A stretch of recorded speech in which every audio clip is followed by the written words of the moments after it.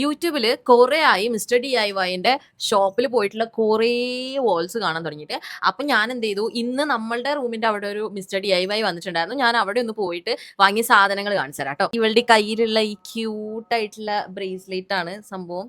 നല്ല ഭംഗിയുള്ള ഒരു സംഭവം, നല്ല ഭംഗിയുള്ള ഒരു ചാമൊക്കെ ആയിട്ട് വെറും 59 റുപ്പീസ് മാത്രമേ ഉള്ളൂ. അതുപോലെ തന്നെ ബാക്കിയുള്ളതും ഞാൻ കാണിച്ചു തരാം. ഈ 2 നെയിൽസ് കണ്ടോ, നല്ല രസമല്ലേ? എനിക്ക് എന്തായാലും നെയിൽസ് വളരൂല.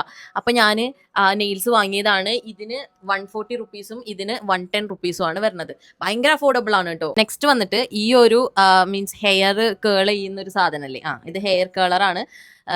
ലൈക്ക് എൻ്റെ ഈ ഹെയർ മുറിച്ചപ്പോൾ മുതൽ ഞാനിങ്ങനെ ആലോചിക്കിയത് ഇങ്ങനെ നിൽക്കാൻ വേണ്ടിയിട്ട് ഒരു സാധനം വാങ്ങണം. അങ്ങനെ ഇത് വാങ്ങിയത്. ഇതിന് ജസ്റ്റ് 47 റുപ്പീസേ ഉള്ളൂ. നെക്സ്റ്റ് വാങ്ങിയിട്ടുള്ളത് ഈ ഒരു ചെയിനാണ്, നെക്ക് ചെയിൻ ആണ് കേട്ടോ.